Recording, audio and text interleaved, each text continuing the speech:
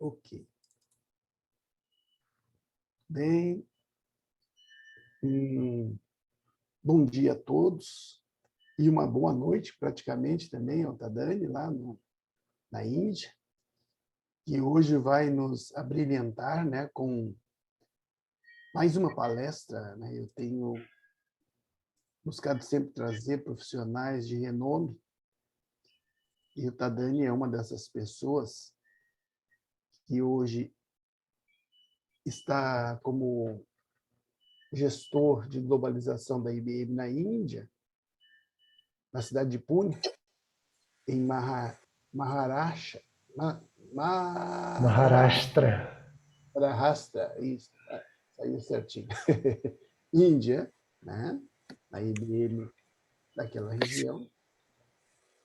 O Tadani, eu tive a satisfação de trocar conhecimentos ainda na Universidade Federal de Santa Maria, ele como aluno e eu como professor, e depois passou a circular pelo mundo por diversas empresas de grande sucesso e países.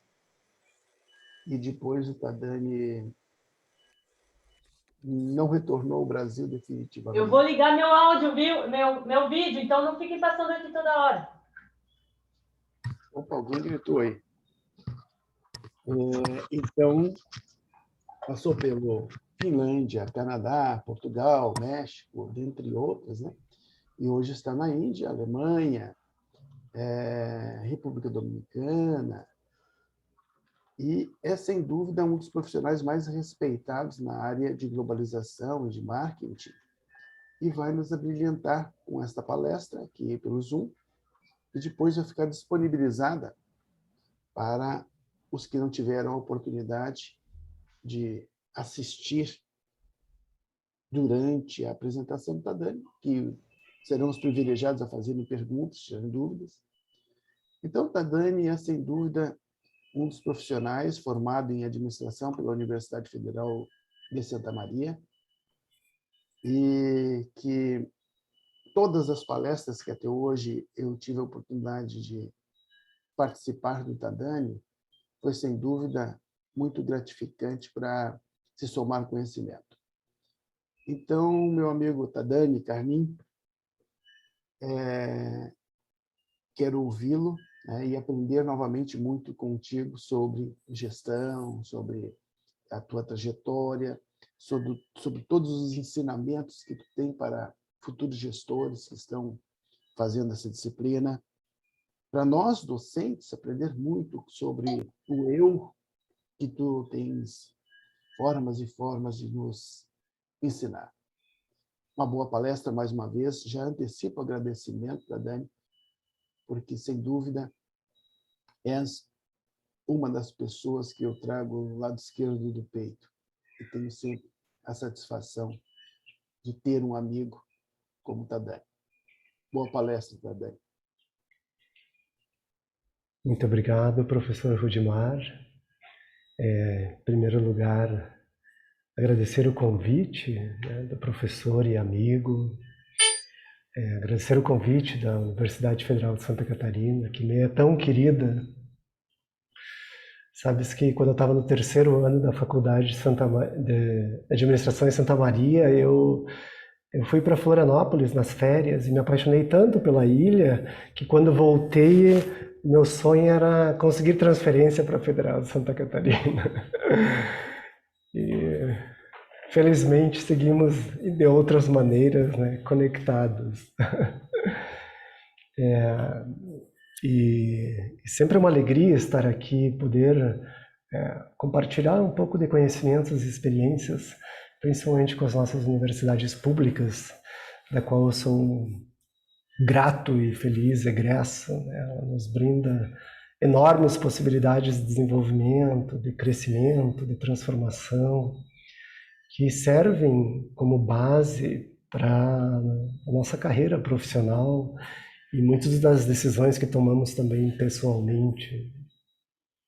Tenho certeza de que consegui as coisas que consegui na minha vida e fiz as jornadas que até agora foram possíveis pelas bases fundamentadas pela Universidade Federal de Santa Maria, a qual eu sou eternamente grato. Eu vou compartilhar minha tela. Eu creio que estão vendo. A ideia é nós termos uma conversa técnica e informal ao mesmo tempo, né? Informal para que não fique muito pesada e técnica para que agregue algum valor ao dia a dia, ao cotidiano de vocês e à vida de vocês. Como o professor Rudimar havia falado, meu nome é Tadani. Atualmente eu sou Globalization Champion da IBM. Trabalho para a IBM Índia, mas a minha responsabilidade se aplica a duas divisões da IBM, com produtos na área de supply chain e produtos na área de Environmental Intelligence Services, que estão ao redor do mundo, naturalmente. Então, eu gostaria de começar falando um pouco sobre quem é o Tadani, para dar um pouco de contexto. E depois disso, eu vou tocar num tópico que eu acho bem importante, é como ser exitoso em qualquer área. Tentarei, de algumas maneiras, responder essa pergunta. E oxalá deixar algumas ideias e pensamentos interessantes e relevantes para a vida pessoal e profissional de vocês. Depois também falarei sobre a abordagem que temos como organização, como corporação, no desenvolvimento de um produto, na criação de um produto, na abordagem que temos para a entrada de um mercado, seja ele de uma forma vertical ou de uma forma horizontal. E no final, espero que se ainda tivermos tempo, intercambiar um pouco sobre o que é a IBM, né? E por que, na minha opinião, a IBM é uma empresa super especial.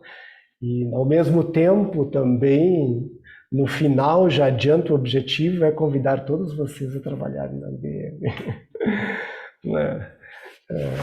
Essa é a ideia. Então, vamos começar.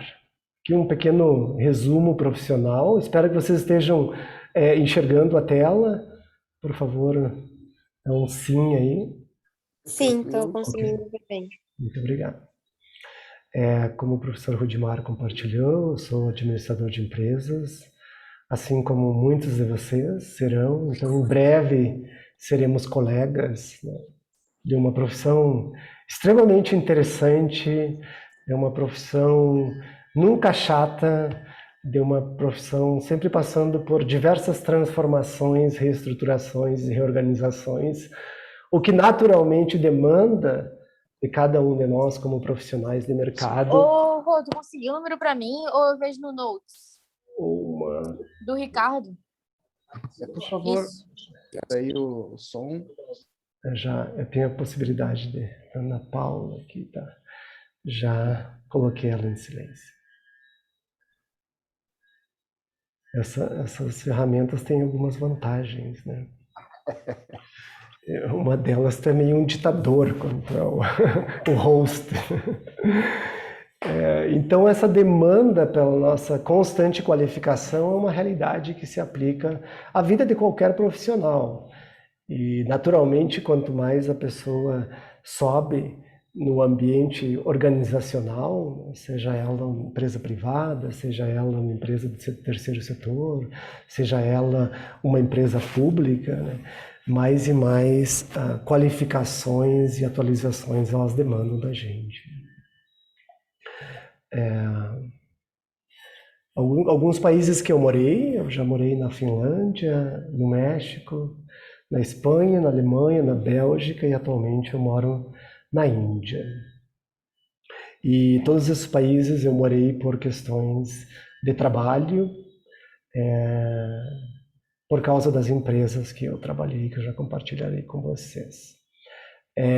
Além de morar nesses países, por questões de responsabilidade, já trabalhei em vários outros países do mundo, onde a empresa me enviava principalmente para desenvolver novos mercados, fazer parcerias ou introduzir nossos modelos de negócios nesses países. Não que eu morasse nesses países, mas com frequência eu passava grande parte do ano nesses países. As empresas que eu já trabalhei até agora no Brasil, eu trabalhei no Banco do Brasil. Depois eu trabalhei na ABB, que é a AZ Brown Boveri, uma empresa sueca e suíça, uma corporação na área de energia elétrica, automatização e robotização. Naturalmente, já passou por várias transformações desde que eu trabalhei na empresa, mas é uma corporação, uma empresa muito boa de trabalhar. Acredito que todas as corporações são muito boas para trabalhar. Essa é a minha experiência, porque minha experiência profissional é basicamente corporações. Depois eu trabalhei na UDF, que é Electricité de France, a estatal energética francesa. Ela é uma empresa pública, no sentido de que tem ações no mercado, mas grande parte do processo acionário pertence ao governo francês, mas ela é uma corporação. Então ela está por todo o mundo. Eu trabalhei na EDF e atualmente nos últimos 10 anos eu trabalho na IBM Índia, que depois compartilharei um pouco mais sobre essa fascinante empresa. Depois eu viajei bastante por esse mundo, por questões de curiosidade, de aventura, principalmente curiosidade. Eu acho que brindar-se a possibilidade de ir a uma cultura que é completamente diferente do modus vivendi que nós temos aonde nós nascemos, expor-se a uma possibilidade de transformação, a uma possibilidade de renascimento, a uma possibilidade de certas reformatações cognitivas que são importantes para a nossa vida. Porque, em primeiro lugar, quando a gente não conhece a realidade de outro país, normalmente nós julgamos, mas quando estamos lá temos a possibilidade de, pelo menos, entender o porquê as pessoas se comportam daquela maneira, por que elas têm aqueles costumes, por que elas vivem segundo aquelas estruturas culturais e históricas, né? E, por exemplo, quando eu fui morar na Finlândia, o meu primeiro trabalho após formado foi na Finlândia. Na verdade, eu fui selecionado pela ABB antes de me formar em administração. No meu último semestre, eu fiz processo de seleção através da IESEC, que é uma associação internacional de estudantes, da qual eu fui membro, fui vice-presidente em Santa Maria. Fiz processo de seleção em alguns países e a ABB na Finlândia foi a primeira que me aceitou. E lá, naturalmente, eu passei por várias situações completamente inesperadas e transformadoras. E quando tu é estrangeiro, as pessoas te fazem perguntas das mais variadas e frequentemente não temos as respostas. Eu lembro que uma vez eu estava dando aula na Universidade de Vaasa como professor convidado e no final da aula uma aluna me perguntou: mas o Brasil é um país que tem Amazônia, o Brasil é um país que tem muitos recursos naturais, né? Mas como que existe pobreza no Brasil? É uma pergunta que eu nunca tinha, porque para a gente é aceitável, né? Faz parte da realidade do ambiente onde nós vivemos, né? Existe pobreza, existe até miséria no nosso país, né?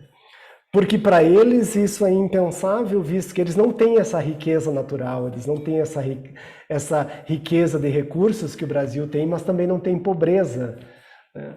Então, esse tipo de perguntas, elas fazem a gente parar e refletir sobre a nossa realidade e o nosso papel também na realidade, tanto do lugar onde vivemos, quanto do país onde nascemos, né?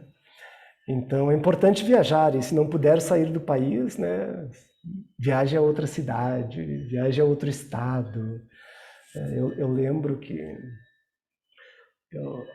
A partir dos meus 12 anos de idade, coisas que eu fui compartilhar com os meus pais bem mais tarde, eu saía para o trevo da cidade de São Borja e viajava para cidades perto de carona durante as férias, né? Saía de manhã, passava pela cidade caminhando, de tarde voltava. Naquela época era fácil pegar carona, né? Existia uma confiança no desconhecido. Ou seja, aventure-se, né? A vida é a aventura mais linda que nós podemos viver, né? E quanto mais podemos desbravar esse pequeno planeta, né, perdido no meio da Milky Way, da Via Láctea, né, melhor será para a gente e naturalmente para as pessoas perto da gente. Eu também faço outras atividades, sou escritor há muito tempo, poeta. A arte ela tem uma magia também de nos auxiliar, às vezes, como terapia, quando estamos passando por períodos desafiantes, né, e desconhecidos, mas também inspiradores. Trabalho como conselheiro para pessoas e para empresas. Eu faço parte do corpo executivo de 2 empresas, uma delas brasileiras, a outra na Alemanha, né, além do trabalho na IBM. E, finalmente, talvez uma das experiências, talvez não, a experiência mais marcante, mais intensa e mais transformadora que eu já passei até este momento foi o fato de que eu morei no monastério hindu, que na Índia, em sânscrito, se diz ashram, nos Himalaias, estudando as escrituras sagradas hindus. Eu tive um período, né, que eu dei um intervalo à minha carreira executiva, à minha carreira de trabalho. Na verdade, era para durar 1 ano, o que a gente chama de ano sabático. As corporações te possibilitam esse ano sabático depois de um certo tempo. E eu decidi abraçar essa oportunidade e acabou tornando 6 anos. Eu tive 6 anos sabáticos. Desses 6 anos, eu passei uns 3 anos viajando. Não apenas com uma questão de aventura, mas sim curiosidade, né? Conversando com pessoas, conversei com filósofos, com cientistas, com drogados, prostitutas, pessoas de negócios, pessoas da academia, empreendedores, porque eu queria saber qual o significado da vida, né? Por que as pessoas faziam o que elas faziam, o que as motivava a fazer ou deixar de fazer, né? Por que algumas pessoas persistem na busca dos seus sonhos e outras pessoas abdicam da materialização dos seus sonhos, né? Eu tinha muitos questionamentos. Chegou um momento da minha vida onde essas questões eram tão intensas que eu não tinha mais a possibilidade de suprimi-las ou ignorá-las, que às vezes a gente tem isso, né? Pelas responsabilidades que tomamos nos papéis que exercemos na vida, às vezes a gente pode deixar de lado, mas elas eram tão intensas que eu não pude deixar de lado. Então, foi um momento único, onde tive a oportunidade de conhecer pessoas extremamente fascinantes, em vários aspectos, intelectualmente, espiritualmente, artisticamente, emocionalmente, psicologicamente, né? E também pessoas que estavam passando por situações extremamente desagradáveis, dolorosas e nefastas, né? Que essa é a mistura da vida humana, né? Um pouquinho de alegria, um pouquinho de tristeza, um pouquinho de portas abertas, um pouquinho de portas fechadas, né? Então, tive essa oportunidade, naturalmente, a vida me tem sido bastante benevolente, eu preciso admitir isso. Talvez por isso que eu ore todos os dias para agradecer, além da minha meditação diária. E morar no monastério foi uma vida muito intensa, porque a vida monástica ela é extremamente disciplinada, né? Muito embora eu tenha tido uma mãe muito disciplinadora, né? Eu frequentemente digo que a minha infância foi o meu serviço militar.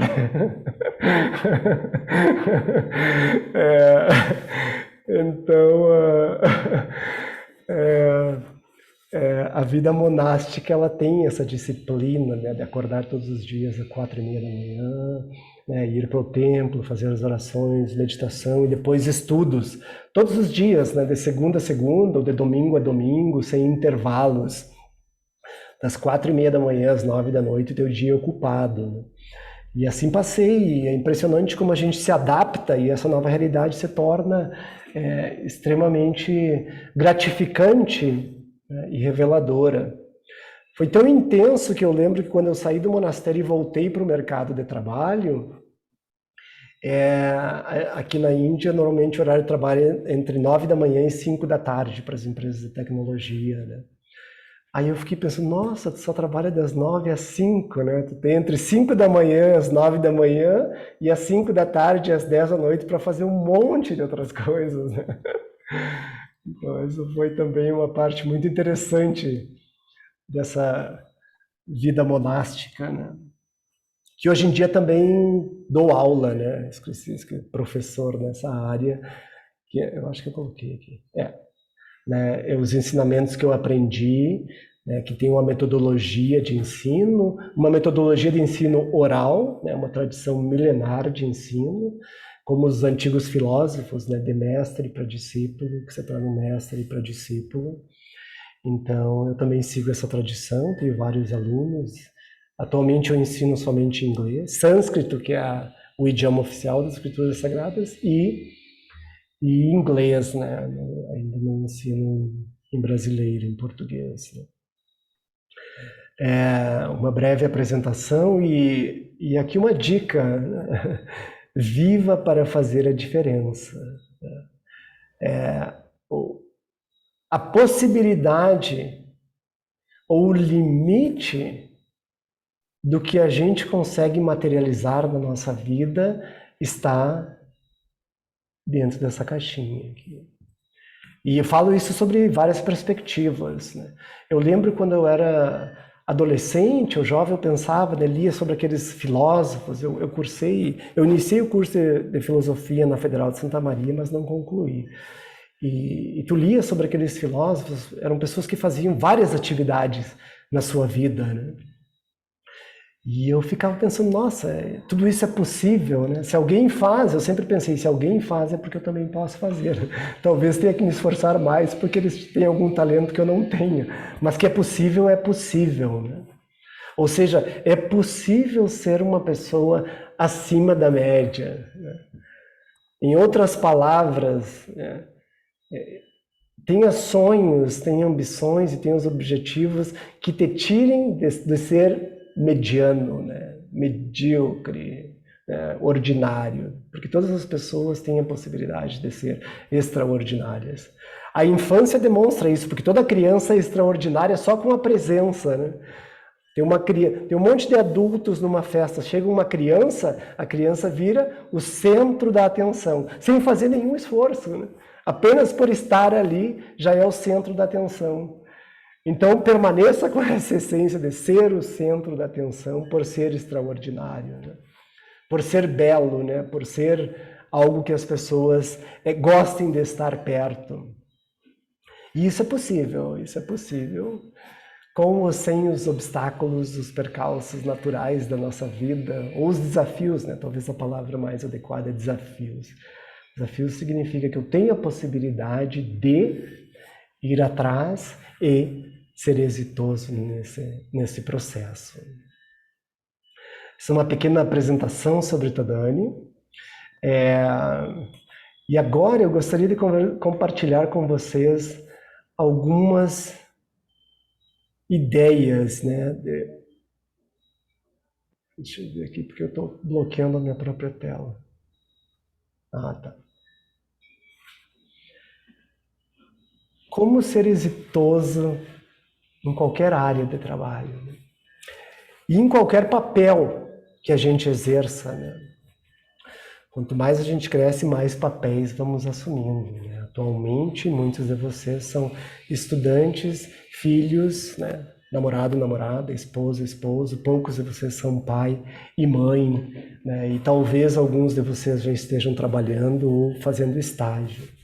Mas aí, a partir de um certo momento, também começamos a ter vários outros papéis na nossa vida, como funcionário, como colega, como gerente, como um líder, né, da comunidade ou da associação de classe, como um membro de certos grupos de estudos filosóficos ou conselhos da nossa área de negócios, né? Tipo o Conselho Regional da Administração, para nós que somos administradores, né? São papéis que nós vamos exercendo no transcurso de nossas vidas, né? Mas independente do papel que eu gostaria de compartilhar com vocês, são os 3 tipos de personalidades que cada um de nós possui. E qual o impacto dessas personalidades no nosso cotidiano? A primeira personalidade que nós temos é daquele que experiencia a vida. Ou seja, é uma personalidade receptiva.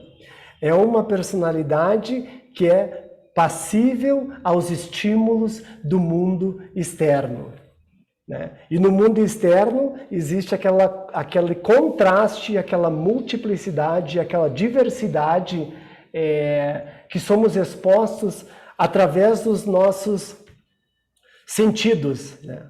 Os nossos sentidos é o nosso primeiro, em sânscrito a gente chama de pramana, né?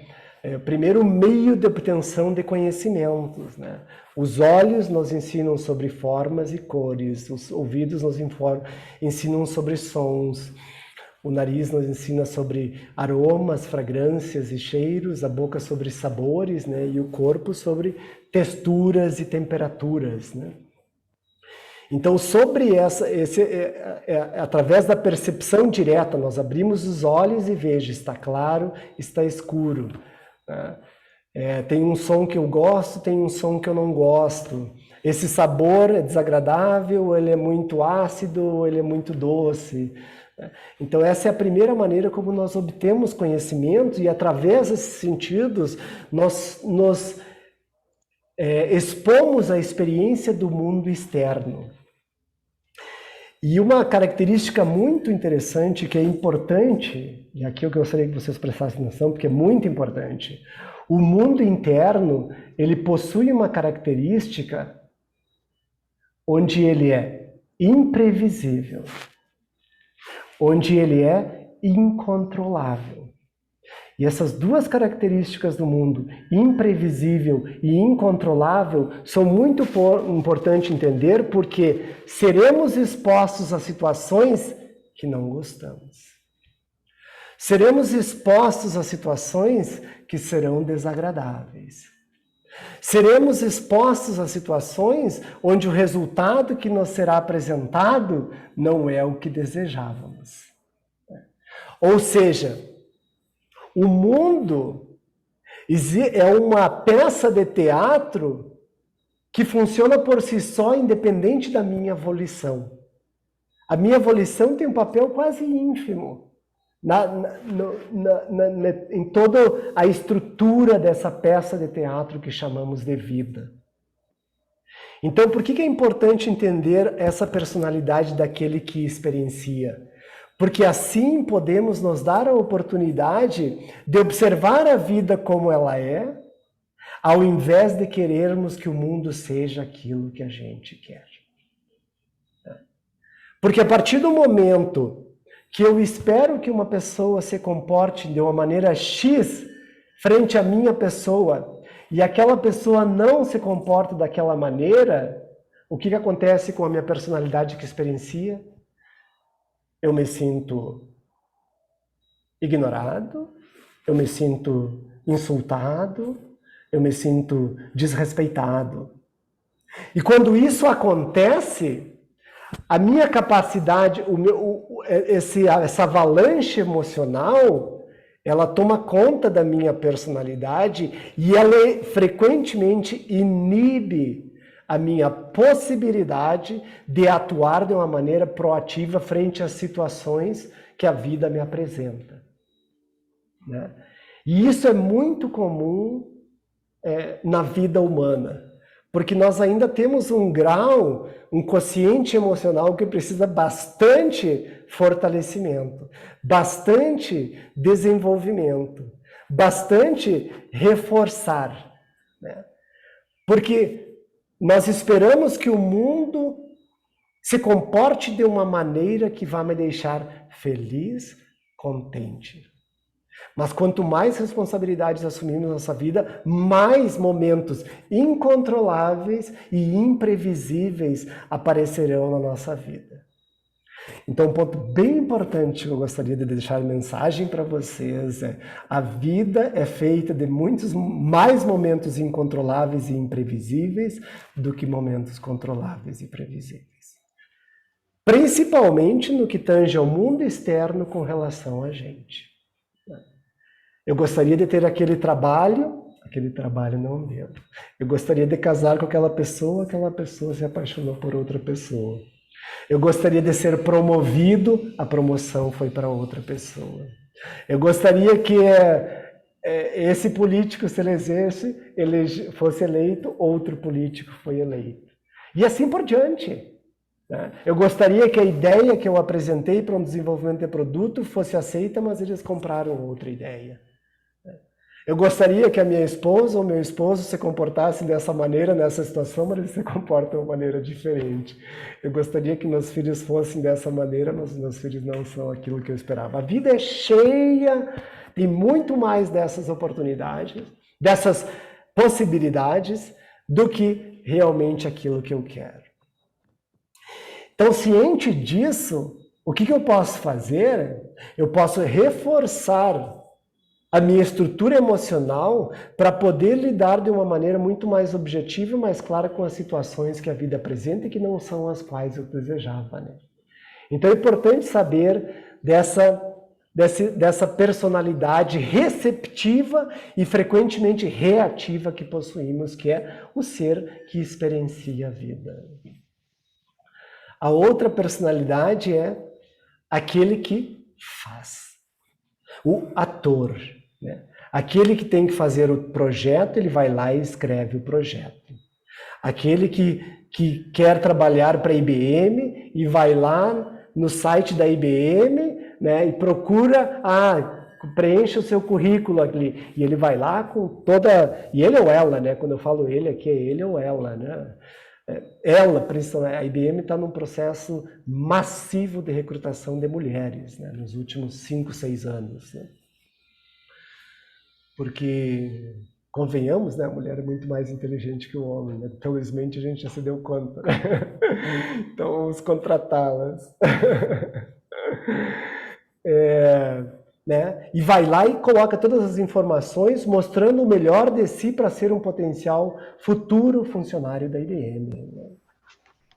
É aquele que tem que fazer qualquer atividade no seu dia a dia e vai lá e executa. Né? É aquele que decide ter um estilo de vida onde eu vou ter uma alimentação saudável, ele vai lá e só tem uma alimentação saudável. Fazer exercício diariamente, ela vai lá e faz esses exercícios. Eu quero aprender sobre essa nova tecnologia, sobre inteligência artificial, porque essa é a realidade que vai estar presente no mercado quando eu entrar no mercado. A pessoa vai lá, faz os cursos e se aprimora na área de inteligência artificial. Né? Desde as coisas mais simples, que é o tomar banho, alimentar-se, até as coisas mais complexas, né? Que é obter um novo conhecimento, ou desenvolver um novo hobby, ou aprimorar certas habilidades, ou ter uma refinação, refinar-se emocionalmente, psicologicamente. Né? É aquele ou aquela que faz as atividades necessárias para alcançar os seus objetivos pessoais, para alcançar os seus objetivos organizacionais, para alcançar os seus objetivos nacionais como cidadão. Né? Ou seja, aquela pessoa que transforma em realidade os seus mais fantásticos sonhos. Né? É aquela pessoa que se imaginou no topo do mundo, mas ela sabe que para chegar no topo existe uma escadaria. E para alçar diferentes níveis nessa escadaria, ela precisa executar certo número de atividades e ela se programa, não apenas se programa, né, mas ela vai lá e também realiza essas atividades, né? Essa é a nossa personalidade daquele que faz. A personalidade daquela que age, né? Daquela que é movida por resultados e que realiza todas as ações necessárias para obter aqueles resultados. Muitos de vocês, né, no próximo semestre estarão trabalhando fazendo o trabalho de conclusão de curso, né? Eu não sei qual a estrutura atualmente da universidade, se as pessoas têm que realizar um projeto dentro de uma empresa ou não, mas se tem que realizar um projeto dentro de uma empresa, essa empresa já devia ter sido selecionada agora, né? Ou vocês já deveriam estar no processo de seleção dessa empresa, né? Ou seja, é aquela pessoa que não espera o amanhã chegar, ela faz hoje, para que quando o amanhã chega, ela já está pronta e tranquila, né? E tentando assim evitar a futura experiência de tentar fazer as coisas nas últimas horas e não conseguir, e daí ter que deixar na mão da universidade ou dos professores da universidade e encontrar alguém que te acomode, né? Assim tu está incomodando, né? Eles estão te acomodando, mas tu está incomodando, né? É o papel de cada um de vocês, vai atrás, né? Ou seja, viva para fazer a diferença, né? Não viva para receber.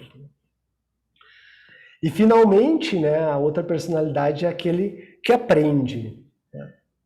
É a nossa capacidade cognitiva, emocional e intelectual, né? Porque estamos frequentemente aprendendo. Talvez uma das... Se eu fosse dar um conselho para cada um de vocês, eu acho que o mais importante é desenvolva a habilidade de ser o eterno estudante. Desenvolver a habilidade de ser o eterno estudante. Porque não importa a idade, né? Quanto mais nós nos desenvolvemos como cidadão, como membro de família, como profissional de uma organização, mais precisamos estudar, mais precisamos aprender. E se felizmente muitos de vocês vierem para a nossa IBM, né, essa é uma realidade, porque o mercado de tecnologia, a cada 2, 3 anos, ele completamente passa por uma reestruturação. Hoje em dia a gente fala de computadores quânticos, hoje em dia a gente fala de blockchain, hoje em dia a gente fala de inteligência artificial, hoje em dia a gente fala de internet das coisas, hoje em dia a gente fala da revolução de dados, né? Que eram características que há 5, 6 anos atrás, com computadores quânticos, eles ainda estão numa fase altamente de pesquisa, mas já existe uma aplicação mercadológica para ele. A IBM já chegou nesse nível, que é uma das líderes mundiais em desenvolvimento de computadores quânticos, né? Há 15 anos atrás, inteligência artificial, ela era ainda uma ideia para muitas empresas. Hoje ela permeia a realidade de corporações, a realidade de empresas médias, a realidade de empresa pequena e a realidade de microempresas, né? E para isso, a gente precisa constantemente nos atualizar. E sem falar dos sistemas políticos e econômicos, né, fiscais e monetários, né, até a própria democracia. A democracia é um sistema eternamente em evolução, né? A gente é tipo andar de bicicleta, né? Tu vai aprendendo e caindo, vai aprendendo e caindo, e oxalá o próximo tombo não seja tão doloroso quanto o anterior, né? A democracia é isso. Nós temos pouquíssimos séculos de democracia, né, no Brasil. Né, um século de democracia. Então, é um sistema que está frequentemente passando por transformações, né, políticas e monetárias e fiscais, e relações internacionais, e globalização, né, Como que eu me insiro nesse mercado global? Como que a minha empresa se insere nesse mercado global? Como que o produto que eu sou responsável por se desenvolve no mercado, numa realidade global, né? Todos esses são questionamentos que somente são respondidos através de uma aprimoração intelectual. Significa conhecimento. E o mais importante desses 3 tipos de personalidade é a gente entender mais e mais e fortalecer aquela nossa personalidade que recebe estímulos do mundo externo, aquela que experiencia o mundo. Porque essa personalidade que nós chamamos de consciente emocional, ela tem uma grande influência na nossa vida. Porque a partir do momento que as nossas emoções elas estão sobrecarregadas, a nossa capacidade intelectual diminui. A pessoa foi para uma reunião para apresentar uma ideia, 3 pessoas perguntaram de uma maneira até um pouco agressiva sobre aquela ideia, quase que rejeitando a ideia, a pessoa se sente emocionalmente atacada, e aí o que acontece? A sua capacidade argumentativa, a sua capacidade de persuasão, ela desaparece, né? E a pessoa fica quieta ali, sentindo-se oprimida, né? Suprimida. E daí ela sai da reunião, né, vai para casa e chega em casa e fica as próximas... por que aquela pessoa fala isso? Por que eles fizeram essa pergunta? E aí depois que diminui essa avalanche emocional, mas eu poderia ter respondido dessa maneira, eu poderia ter respondido daquela maneira. Blá, blá. Ou seja, a nossa personalidade emocional é aquela que nos sequestra, né? Sequestra a nossa capacidade intelectual. E quando a capacidade intelectual é sequestrada, muito daquilo que desejamos alcançar na nossa vida sofre, né? Ou é postergado, e às vezes, em alguns casos, as pessoas completamente abdicam, né? Deixam de lado, né? Essas 3 personalidades, isso somente para iniciar. Alguém tem alguma pergunta até aqui? A ideia é fazer isso. Tem alguém que está com o microfone aberto e uns pássaros lindos tocando. Vou ter que colocar em silêncio esse menos mais ponto 6. Okay. Uma pena, né? Porque esses passarinhos no fundo estavam fantásticos. Mas a pessoa está usando o teclado, daí atrapalha. Alguém tem alguma pergunta até aqui? Se não tiverem nenhuma pergunta, pelo menos... vou olhar no chat aqui. Ok, sem perguntas. Obrigado, Carol. Pelo menos a Carol eu sei que está escutando. Se todas as pessoas estiverem escutando, coloca um sim, né? Dá sinal de vida, né? Vou colocar isso aqui para o lado. Então, Cauane também. Evelyn, muito bom, muito bom. Ingrid, Evelyn, menos mais ponto 6. O que significa? Evelyn está concentrada, muito bom.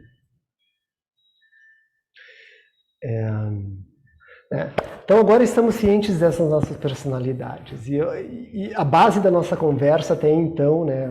O que é importante para que eu seja exitoso na minha vida? Em qualquer área, né? Qualquer área da nossa vida. E a outra é o amor, pessoal. Vamos falar, como dizia o nosso eterno Tim Maia, né? Vamos falar de amor.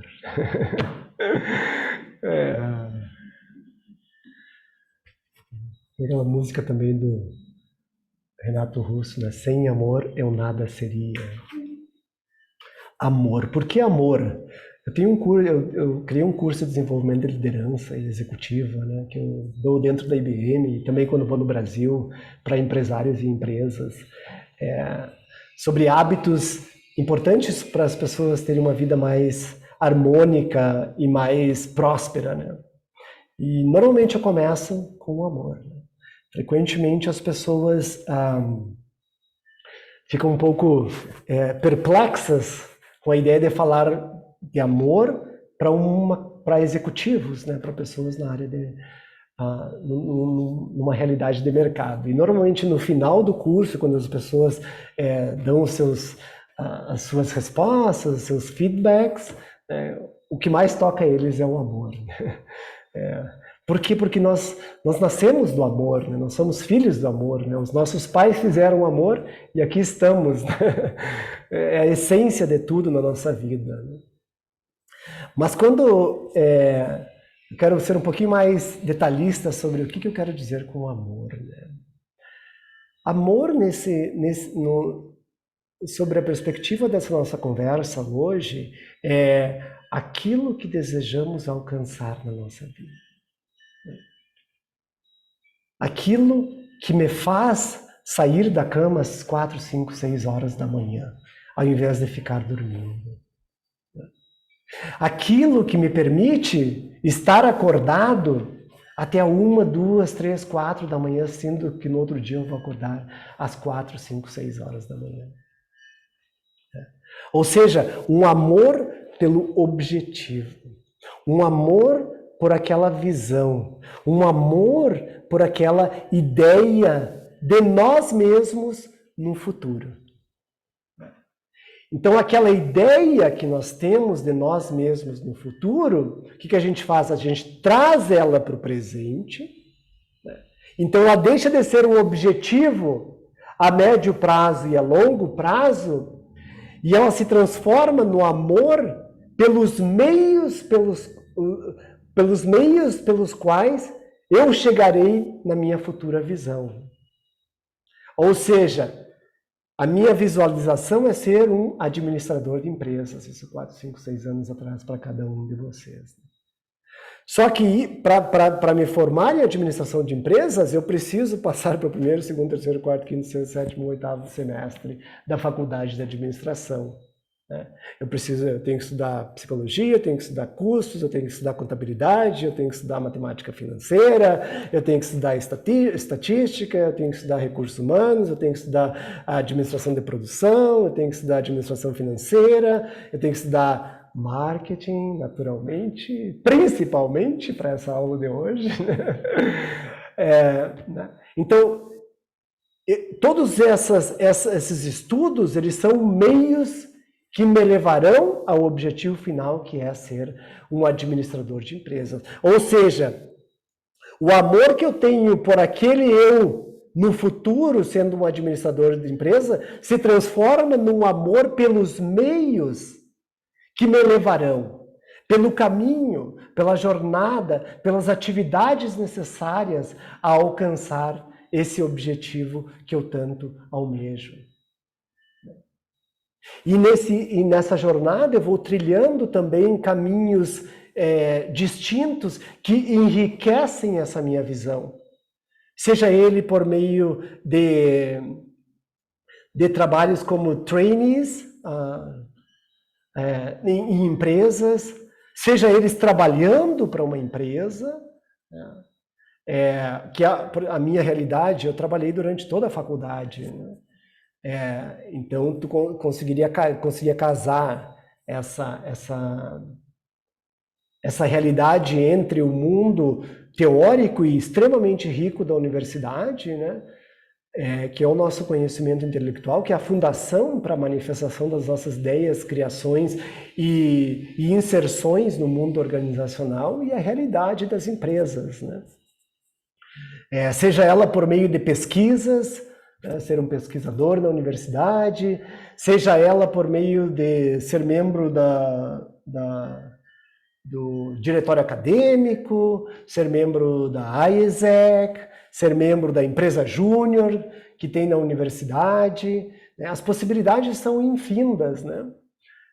Todas essas possibilidades eu compartilho porque eu fiz tudo disso, né? Eu fui da IESEC, eu fui pesquisador, fui um dos fundadores da empresa Júnior de Santa Maria, que é Objetiva Júnior. O professor Rudimar sabe bem disso, porque ele foi um dos conselheiros daquele embrião que se tornou a Objetiva Júnior, né? Fui representante dos alunos do Conselho da Faculdade, que é uma uma experiência política muito enriquecedora, né, de como se formata um curso, como se cria um curso, né, como que se aloca recursos também dentro da universidade, né. E todas elas, né, anos mais tarde, tu se dá conta que, direta ou indiretamente, elas formataram o ser que tu é hoje, né? Enriqueceram a maneira como tu vê a vida. E tu faz isso por amor ao sonho, né? Qual o sonho? Ser administrador de empresas. Mas a gente não para por aí.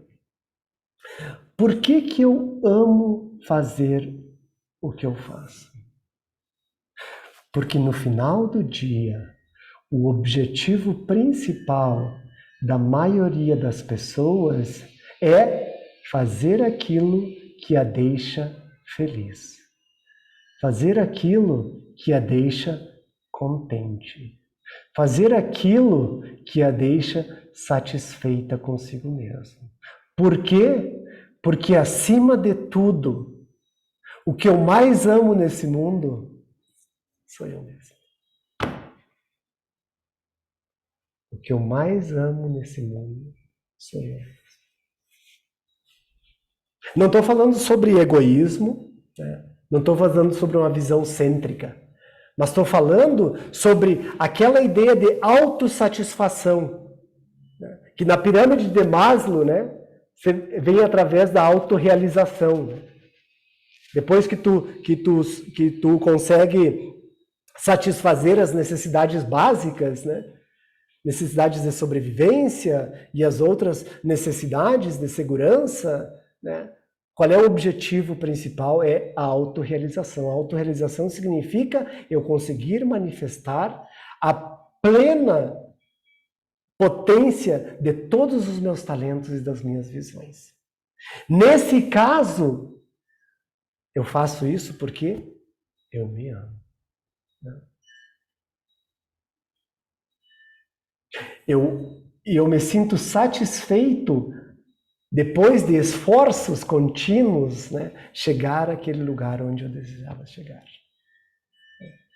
E acredito que conseguimos ter essa sensação quando realmente alocamos o nosso tempo de uma maneira construtiva, de uma maneira edificante, vivificante, né, que nos eleve. Porque ficar 2, 3 horas na mídia social não eleva para nada. Nada contra, né? No início da aula a gente estava conversando sobre um colega da universidade, eu não lembrava do rosto dele, fui no Facebook e vi o rosto dele. Mas ele trará algum objetivo? Bom, se tu trabalha para uma dessas empresas, naturalmente isso é parte do pesquisa, né, organizacional. Mas se não, né? Por que eu falo isso? Porque agora, abrindo um parênteses, né, que me veio à mente, acho super importante, todos nós temos 2 ativos principais. Todo ser humano, se é presidente de um país ou se ele é o gari, se ele é a pessoa mais rica do país ou se é a pessoa mais miserável, se ele é a pessoa mais sábia do país ou se é uma pessoa que ainda está no processo de desenvolvimento da sua sabedoria. Todo ser humano tem 2 ativos principais. Quais são eles? Primeiro, tempo. E isso é igualitário. Todos nós temos, no conceito de tempo moderno, 24 horas por dia. Esse é um ativo ubíquo, né? Ele é distribuído igualitariamente. E o outro ativo que todos nós temos é energia. Né? Energia significa estar desperto e ter a capacidade e a possibilidade de utilizar a personalidade que faz e a personalidade que aprende para atingir os nossos objetivos. E desse tempo, né, é bem limitado o tempo que nós temos. 7, 8 horas dormindo, por exemplo. Eu sou uma pessoa que gosta de dormir. Gosto bastante. Gosto tanto porque dormindo a gente sonha, né? E sonha a gente se eleva, né? Tem pessoas que falam que tem que dormir pouco. Eu gosto de dormir. E curto. Não sinto culpa em dormir. E meu corpo também agradece. A mente também, porque ela descansa mais que as outras, né? Então, me sobram 16 horas por dia. Dessas 16 horas por dia, né, tu tem que dividir entre trabalho, entre hobbies, entre amigos, entre famílias, entre ideias. O tempo, e quanto mais adultos somos, né, quanto mais vamos nos inserindo na economia ativa do nosso país ou do país onde estamos, menos tempos nós temos. Né? Então nós temos que desenvolver um hábito de utilizar esse ativo, né, de uma maneira muito sábia e com bastante discernimento. Por quê? Porque eu desejo fazer as atividades que eu quero fazer com o objetivo de satisfazer aquele ou aquela que eu mais amo, que é eu mesmo. Nesse ínterim, pessoal, esse tipo de abordagem, esse tipo de comportamento, ele melhora a nossa autoestima, ele melhora a nossa autoconfiança, ele melhora o nosso autorrespeito. Por quê? Porque nós temos amor próprio. E, eventualmente, num desses trevos da vida, um dia nós teremos essa revelação de que chegaremos aonde chegaremos se temos uma boa autoconfiança, se temos uma boa autoestima. Importantíssimo. Porque o mundo, né, aquele imprevisível, incontrolável mundo, frequentemente ele está ali um pouquinho mais para, né, atacar essa autoestima, atacar essa autoconfiança. Né? Então é algo que tu precisa estar frequentemente alimentando, frequentemente nutrindo. Né? Tão importante quanto o café da manhã, tão importante quanto o almoço, tão importante quanto a janta. Talvez ainda mais importante, né? Porque quando a autoestima está boa, o café tem um sabor diferente. O almoço tem um sabor delicioso. Né? Porque se ele não está boa a autoestima, ele está comendo, já dá... Ai, comer isso, essa vida maldita, essa vida desgraçada, esse mundo, né? Aquela ladainha, né? Ladainha que demonstra, né, que a minha autoestima não está saudável e minha autoconfiança não está saudável. Super importante, o amor, pessoal. Vamos pulando porque o tempo vai voando. Alguém tem alguma pergunta? Vamos ver no chat. Se quiserem perguntar verbalmente também, sintam-se à vontade. Vamos ver. Quem está escutando, dá um oi aí.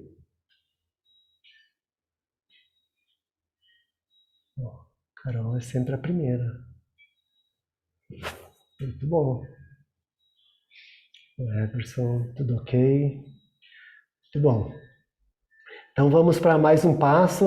Eu acho que depois eu vou ter que dar uma cortadinha aqui, porque o tempo vai passando e de repente a gente não vai ter capacidade de terminar tudo aquilo. Que é, como vocês notaram, eu gosto de conversar, né?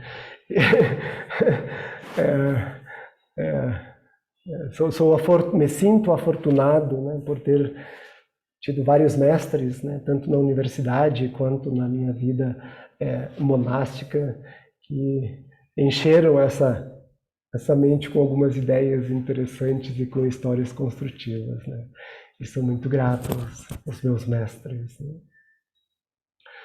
Os primeiros deles, os pais, né, através da minha carreira militar,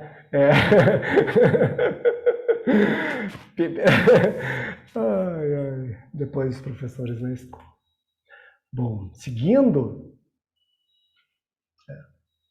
entendemos as personalidades, como elas funcionam, como elas impactam a minha vida. Entendi que o amor, aquilo que eu desejo, me inspira a executar as atividades necessárias para chegar naqueles objetivos, e eu faço isso porque no final do dia o que eu amo sou eu mesmo. Então eu faço tudo aquilo para elevar-me. Depois, o que eu preciso fazer? Eu preciso liberar a minha vontade, a minha volição.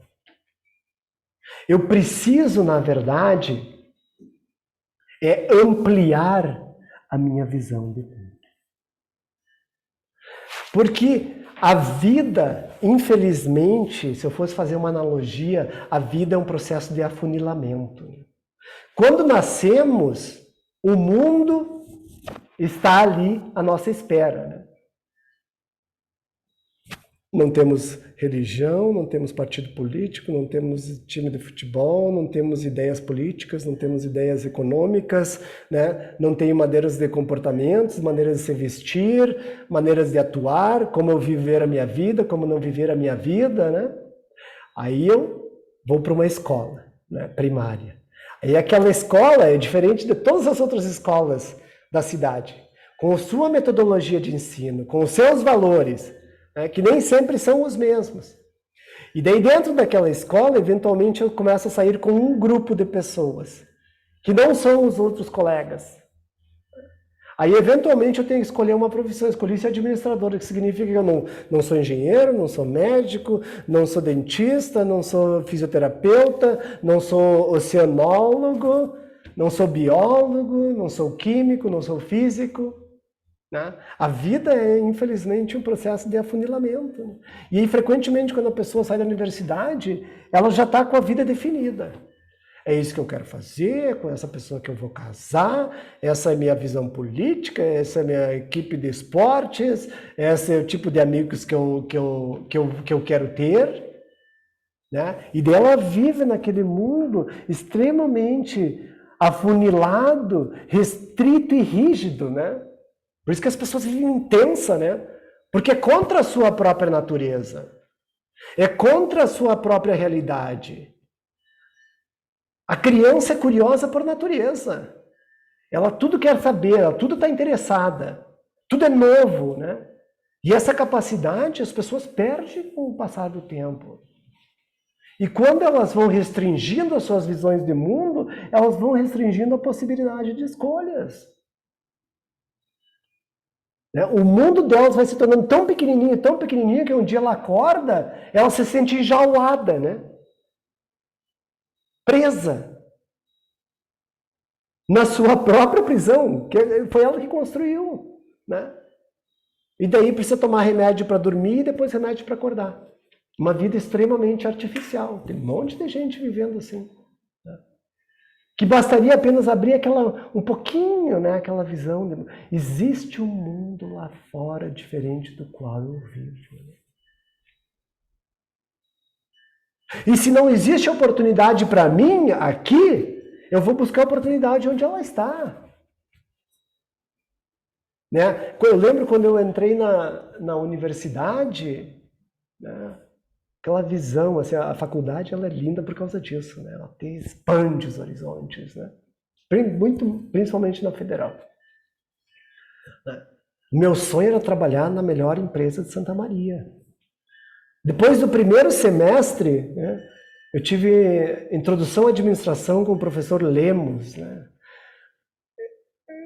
O professor Lemos mudou minha vida. Eu me apaixonei pela administração no curso de introdução à administração com o professor Lemos.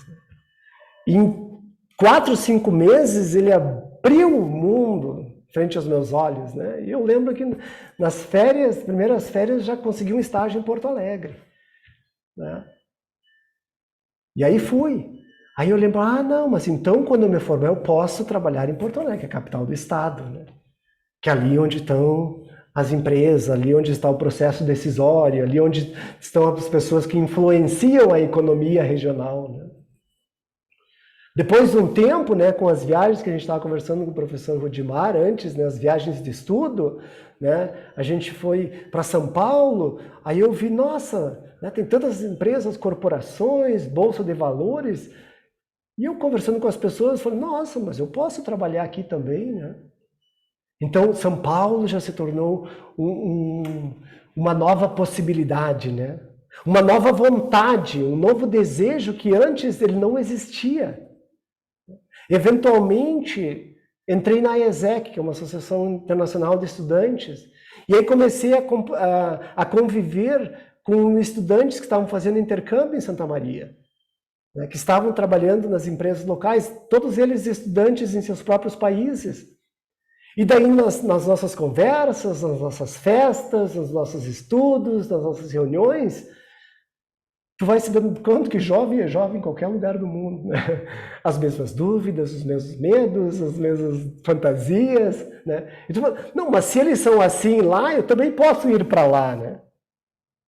Então o Brasil deixa de ser aquela realidade circunscrita que eu me autoimpus, e ela abre de uma maneira fantástica e reveladora, o mundo começa a se tornar uma possibilidade. A partir do momento que o mundo começa a se tornar uma possibilidade, né, tu começa a ver uma nova realidade. Qual é essa nova realidade? Eu desejo trabalhar fora do Brasil. Aí eu começo, né, tá, o que eu preciso? Né? Eu tenho as qualificações necessárias. Eu tenho os conhecimentos necessários, né? Eu tenho as habilidades necessárias para ser contratado por uma empresa fora do país onde eu moro. Né? Em primeiro lugar, eu falo inglês, né? Essa é a pergunta inicial, né? Falo inglês. Eu me dei conta que não. Aí o que eu fiz? Eu não tinha condições financeiras para pagar cursinho, fui ensinando.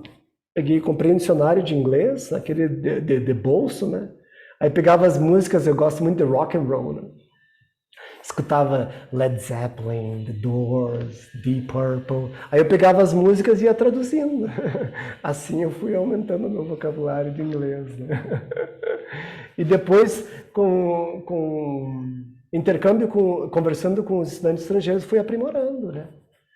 Mas tu saber, eu quero chegar lá, eu preciso. E daí vem tu libertar a tua vontade, né? Sair daquele pequeno, restrito mundinho, de que às vezes fomos até condicionados a acreditar que é a única realidade que existe, né? Para o mundo, né? E hoje em dia, né, o mundo tecnológico já pensa em Marte, né? As pessoas já estão indo para Marte, vamos colonizar Marte, né? Ou seja, abra, né?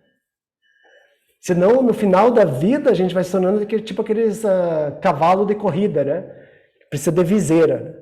Ele só olha para aquela reta, né? Ele não olha para o lado porque o lado é distração. No nosso caso, o lado não é distração. O lado é expansão. O lado é crescimento. O lado são oportunidades.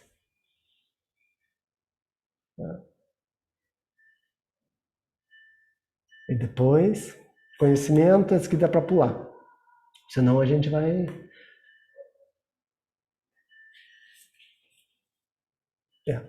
Esforço próprio. Em esforço próprio, eu quero rapidamente aqui, para a gente poder falar sobre os outros tópicos também. Esforço próprio, ele tem dois vetores. Um é a direção. Se eu estou na UF, se eu estou em Florianópolis e eu desejo chegar em Curitiba, quando eu sair na BR-101, eu tenho que dobrar à direita. Se eu dobrar à esquerda, eu não estarei indo para Curitiba. Então, se eu quero escrever um projeto de pesquisa, eu tenho que orientar o meu tempo e a minha energia para escrever um projeto de pesquisa. Se eu quero atualizar meu currículo, eu tenho que orientar a minha vida naquela direção. A direção é extremamente importante nos nossos esforços. Porque se a gente tem claro onde quer chegar e está tomando uma direção contrária daquele objetivo que nós buscamos, nós estamos desperdiçando nosso tempo, a nossa energia e, acima de tudo,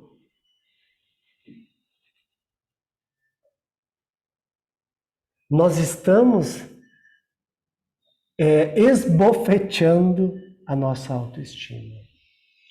nós estamos agredindo a nossa autoconfiança. Porque nós não estamos seguindo na direção daquilo que desejamos alcançar.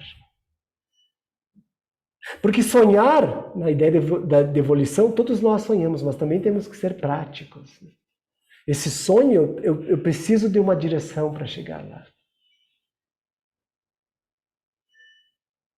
Essa é uma parte bastante importante. E esse é um tema que a gente poderia falar 1 hora. Eu acho esse tema super interessante e revelador. E tem muitos vários detalhes sutis que a gente pode conversar. Então, no teu esforço, em primeiro lugar, direção. Saiba para onde você quer ir e siga naquela direção. O segundo é persistência. Às vezes, aquilo que a gente deseja, a gente alcança num dia. Às vezes, numa semana. Outras vezes, 1 ano. Noutras vezes, 1 década. Ou muito mais, né?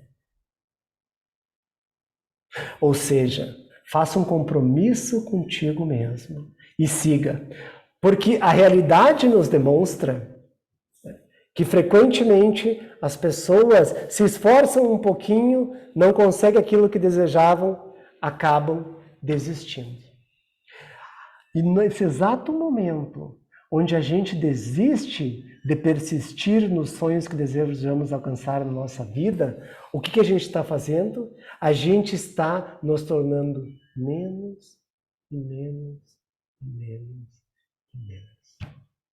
Até um momento onde, infelizmente, chegamos numa realidade onde não conseguimos ser 5 ou 10% daquilo que imaginávamos que poderíamos ser quando éramos jovens, né? E aí, que tipo de pessoa é essa? Normalmente é um mala, né? Está sempre reclamando da vida, né? Normalmente invejoso, né? Porque os outros conseguiram e eles não conseguiram. E às vezes descreditando as conquistas alheias, né? Não sabem eles o quanto aquela pessoa, nos seus momentos íntimos e privados, né, abdicou de outras coisas para estar ali se esforçando e persistindo. Não, eu vou conseguir, eu vou conseguir, eu vou conseguir, eu vou conseguir. Por isso que é bom colocar no papel o que a gente quer fazer na nossa vida. Ajuda, de vez em quando, voltar lá e ver. Ah, não, mas é isso que eu quero. Volta lá e serve como uma energia adicional para seguir adiante, né? Muito importante, persistência. Persistência, persistência. Porque às vezes tu está a 2% de conseguir o objetivo e desiste, né? Tu colocou fora 10 anos da tua vida. E com a ideia de reencarnação, se não conseguir nessa, consegue na próxima, né? Já vai se preparando. Ou seja, não é em vão, não é em vão. Vai se melhorando sempre, né? Bom, eu acho que é isso, né? O tempo está voando e eu quero falar sobre outros temas com vocês também. Se vocês tiverem alguma pergunta, por favor, ou se não tiverem uma pergunta, apenas dizem se estão gostando, se não estão gostando, se é estimulante, não é estimulante. Vamos ver quem será o primeiro ali, ou a primeira, né? Vou dar um oi no chat. Interessante, ó. Evelyn, curtindo muito, muito interessante. Também preciso desse estímulo, pessoal. Estímulo é importante. Se alguém está te estimulando, abrace, receba. Obrigado, pessoal. Então agora eu gostaria de compartilhar um pouquinho com vocês sobre a abordagem que nós temos dentro da IBM no desenvolvimento de produtos. Eu não poderia compartilhar com vocês esse material, mas eu vou falar de uma maneira bastante abrangente, né? Será uma parte mais técnica com umas ideias de práticas, né, de realidade de mercados e desafios que nós enfrentamos no mercado, né? E eu sei que agora vocês estarão atentos porque vocês se amam, né? Então vocês gostariam de receber esse conhecimento, né? Deixa eu ver onde é que está.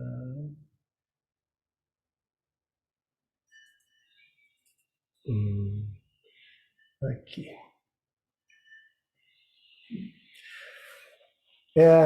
Recentemente eu escrevi um artigo para o Conselho Regional de Administração do Rio Grande do Sul sobre gestão disruptiva, né? Porque é a palavra do momento, né? Ser disruptivo, né? Tecnologia disruptiva, muito usado na área de tecnologia, né? E uma das bases desse artigo, que foi bastante gerou bastante conversas, bastante questionamentos, algumas oportunidades, né? Vários jornais me pediram para publicar, várias revistas me pediram para publicar, algumas empresas de consultoria me pediram também autorização para publicar o artigo.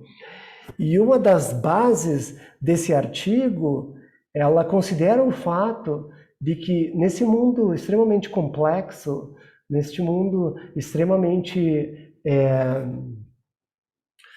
Consegue compartilhar? É a versão, sim, eu compartilharei depois da aula com o professor Rudimar, e daí ele compartilha com vocês. Dentro dessa complexidade e imprevisibilidade do mundo, o que é importante para a organização é ela ter uma base teórica que sirva de fundação para seu crescimento, para o seu desenvolvimento, para suas estratégias, para os seus modelos de negócios, para os seus processos organizacionais, para as suas ferramentas utilizadas pela organização, né? Porque essa metodologia, essa teoria, ela é extremamente importante. Ela é o que dá a base para as organizações. E, frequentemente, muitas organizações chegam a um ápice organizacional e depois não conseguem crescer mais porque a teoria que elas estão utilizando para a organização, ela é limitada. E essa teoria, ela frequentemente vem embasada numa metodologia de desenvolvimento e aplicação dessa teoria, né? Por isso que a academia é muito importante, né? Porque a academia ela gera esses estudos, essas análises, essas conexões entre teorias aparentemente desconexas de segmentos distintos do mercado e combina numa só e de repente as pessoas dizem, nossa, mas isso é realmente o que funciona para a minha organização, né?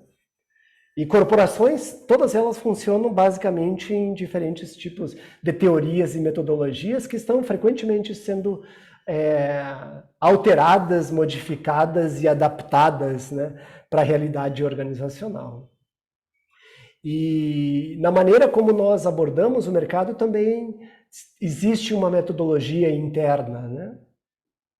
Porque ela também abre portas para uma padronização de modelo de negócios, né? E qualquer modelo de negócio, seja em qualquer produto que a gente deseja desenvolver, seja ele um produto físico, seja ele um serviço, seja ele um software, né? A primeira parte é ver se existe um mercado para esse produto, né?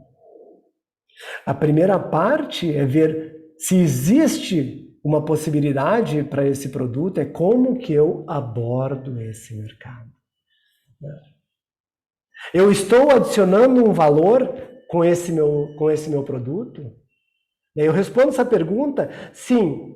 Então eu preciso criar um conceito de produto que me possa auxiliar a desenvolver um modelo de negócio.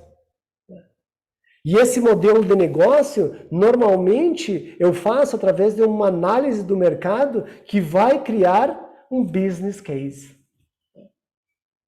Essa é a primeira abordagem. E nessa primeira abordagem, a gente faz certos questionamentos que são muito importantes. Por exemplo, quem são os potenciais clientes? Qual a necessidade de mercado que eu estou suprimindo com esse serviço, com esse produto, com essa ideia? Que tipo de indústria eu estou entrando? Eu quero entrar no mercado local, municipal, no mercado regional, no mercado nacional, no mercado continental, intercontinental, no mercado global. Ou seja, isso são perguntas que auxiliam o meu processo de segmentação do mercado. De segmentação do mercado no qual eu estou entrando. E para dentro da organização, né, eu preciso ter uma noção de quão grande é esse mercado. Ah, não, eu quero entrar no mercado cloud, nas nuvens. Né? Qual é o valor desse mercado? A projeção é que para 2025 as empresas investirão 25 trilhões de dólares por ano nesse mercado. Isso é uma figura hipotética, né? Um valor hipotético. Né? Mas eles vão te dar uma base, né? Ah, esse é o tamanho do mercado. Como que eu entro? Que porcentagem eu posso entrar nesse mercado, né? E se tu trabalha numa organização que já existe, isso está alinhado com o portfólio de produtos ou serviços que eu tenho, está alinhado com as estratégias de médio e longo prazo que a minha organização possui, né? E se eu entrar nesse mercado, qual o risco que eu enfrento ao entrar nesse mercado? Né? Ou seja, tu tem que saber quão significante ele é para a geração de receitas para a tua organização.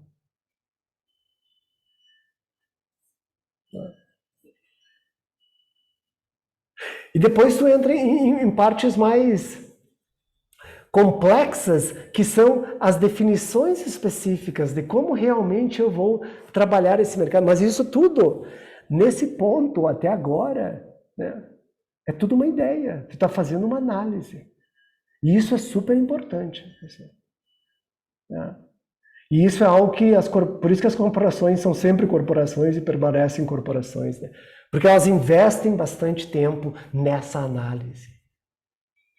E além disso, né, possui, né, os seus critérios de avaliação para chegar, tu estuda por um ano e depois, não é o que a gente quer. Né, abandona. Ou às vezes começa e desenvolve um produto, né, e faz um estudo de mercado, não é, abandona. Né. Também tem que ter esse discernimento, mas é extremamente importante o estudo do mercado ao qual a empresa vai fazer parte. Isso é imprescindível para qualquer organização. Até os possíveis cenários dentro desse mercado, né? Nessa escala de 100% de nicho de mercado, qual a porcentagem que eu vou ter a partir do momento que eu chego nesse mercado? Qual a minha possibilidade de crescimento desse mercado? Quais são as forças externas que podem me impedir de atingir esse objetivo de crescimento? Quais são as forças internas que podem impedir? Quais são as forças internas que podem me auxiliar a chegar aonde eu quero? Ou seja, nessas perguntas, tu trabalha com o melhor cenário, com o pior cenário e com o cenário promédio, né? A criação de cenários é extremamente importante. E os questionamentos, né? Entender quais são as forças de mercado que impactam o meu produto. Seja ela concorrente, sejam elas tecnologias, sejam elas políticas nacionais, né? Políticas de importação e exportação. Eu vou criar um produto, né, para exportar para a Europa. Né? Mas eu faço todo o desenvolvimento do produto e, de repente, quando o produto está pronto, eu me dou conta que o governo europeu existe, no mercado europeu, existem tarifas de importação extremamente altas para proteger o mercado interno. E daí eu me dou conta que para o cliente europeu, o meu produto não é competitivo, apesar de ser melhor, né? E daí eu perdi todo esse investimento, todo esse tempo, porque eu não fiz uma análise extremamente importante de quais são as políticas, as tarifas de importação que existem para esse meu produto. Algo super simples no mercado globalizado e que frequentemente, e não é incomum, as organizações às vezes esquecem desse detalhe tão pequeno, né? Isso são indicadores que demonstram a feasibilidade ou a não feasibilidade desse produto, né? Então, essas tendências, né? Junto com essa minha necessidade de crescimento do mercado e das barreiras que existem para entrar no mercado, assim como dos desafios que existem para entrar no mercado, né? Eu preciso estar completamente ciente delas. Porque no final do dia, a base do meu desenvolvimento de um produto, da criação de um produto, é satisfazer uma necessidade. Frequentemente, na empresa que eu trabalho, na IBM, não é satisfazer uma necessidade, mas é muito mais criar uma nova realidade, né? Que essa é a base da empresa de inovação, né? A IBM existe há 117 anos, né? É a única empresa de tecnologia no mundo nessa idade, né? E só apenas sobrevive se a inovação é a base de qualquer decisão organizacional, né? A gente trabalha muito com o futuro, né? Como as organizações funcionarão daqui a 10 anos? Não sei. Então, vamos inventar, né? E a gente vai criando esses produtos, vai criando esses serviços e, em certos casos, também criando esses produtos, né? Mas isso é muito importante, né? E dentro desse processo, né? Ok, eu entendi meu produto, entendi o meu mercado, tem esses cenários diferentes, essa é a minha possibilidade de crescimento, mas para mim atingir essa possibilidade de crescimento, qual será o meu modelo de precificação de produto? Qual será o modelo contratual que eu utilizarei para os mercados aonde eu estou inserido? Política de precificação é uma ciência. E no mercado onde eu trabalho, que é o mercado de tecnologia, né, onde as tecnologias são muito similares umas com as outras, as funcionalidades dos softwares são muito similares uns com os outros, frequentemente o tempo de entrega, hoje em dia, né, tudo é real time, né, em tempo real, né? Integração, tem todos esses processos um pouquinho mais complexos, né? Mas frequentemente a tua política de precificação é o que te torna mais competitivo em comparação com os teus competidores e te leva frequentemente a ganhar novos clientes, né? Isso é uma parte, eu na universidade não estudei muito isso, né? Mas é uma ciência organizacional onde tem muitas ideias e muita inovação a todo momento acontecendo, né? Ali, hoje em dia, está o cerne, né, entre o vender o teu produto e não vender o teu produto. Quais são os critérios de compra? Qual o modelo de precificação? Quais os modelos de pagamento? Como mensurar a utilização? Isso tudo é super importante para as organizações. Aí vamos ver. Ou seja, já definimos nosso mercado. Agora eu tenho que ir para a próxima parte desse mercado. Qual é a próxima parte dessa minha metodologia? Qual é o próximo passo que eu quero realmente exercer? Eu realmente desenvolvo um produto, né, e lanço ele no mercado. Aí vem também as perguntas de estratégia de lançamento do produto no mercado. Existem vários modelos atuais. Um modelo é eu desenvolvo completamente o meu produto, lanço no mercado, oxalá os meus estudos, minhas análises anteriores sejam reais, as pessoas comprarão o meu produto. Outra, eu posso desenvolver uma parceria com potenciais clientes.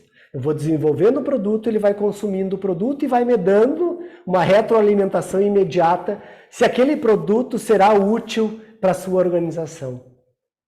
Se existe já uma infraestrutura para consumo daquele produto, carro elétrico, ideal, todo mundo gostaria de comprar, mas existe uma infraestrutura nacional para ter carros elétricos, né? Existem postos de abastecimento para carro elétrico em todo o país? É uma limitação. É um produto ótimo, está em concordância com o desenvolvimento sustentável do nosso planeta, é extremamente eficiente, tem a mesma capacidade de desempenho que qualquer outro automóvel, né? Existem carros elétricos esportivos também, mas tem infraestrutura? Aí eu tenho que me responder, né?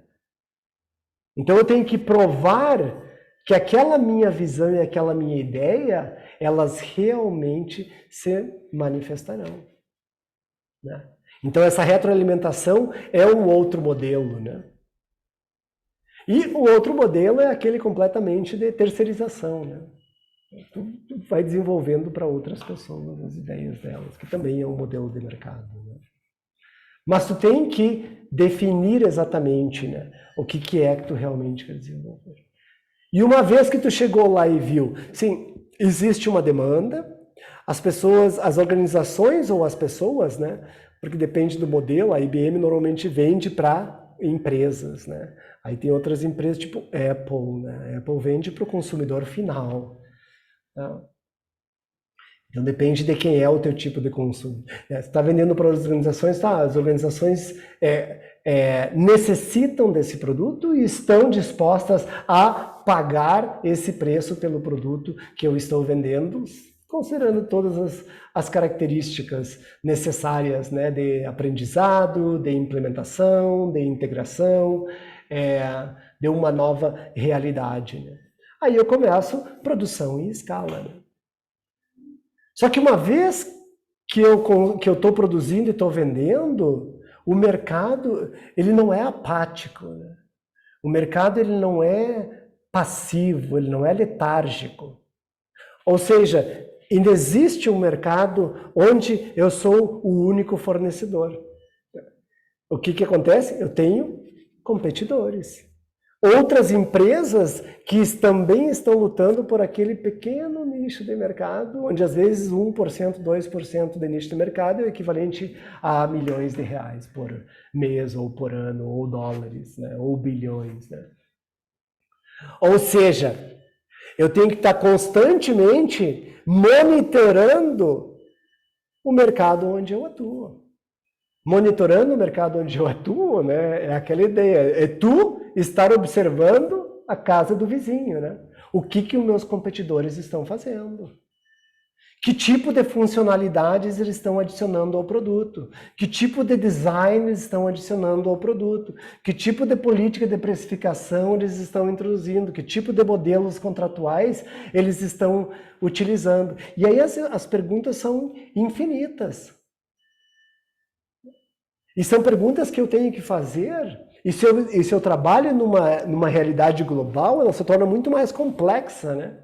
Porque as respostas para o mercado americano são X, as respostas para o mercado europeu são Y, a resposta para o mercado asiático é Z, né?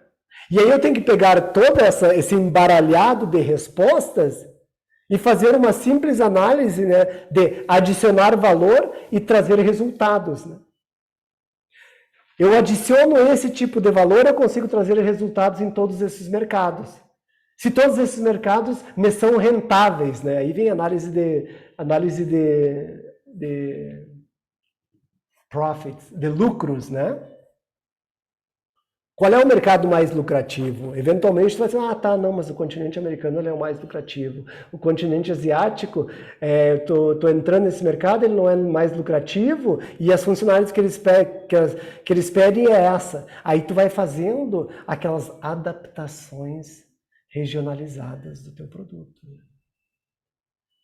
Porque segurança tem uma ideia no norte da Europa. Segurança tem outro conceito no norte da África. Segurança tem outro valor no sudeste asiático. Né? E aí vem, né, toda aquela ideia de como eu apresento o meu produto para cada um desses mercados. Né? A ideia, o pão é pão em qualquer lugar, né? Mas dependendo do lugar, o pão tem um valor completamente distinto nas refeições diárias, né?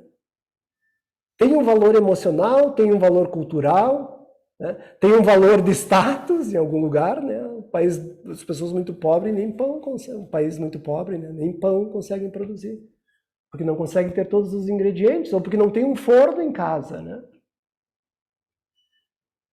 A pessoa ainda cozinha lenha, né?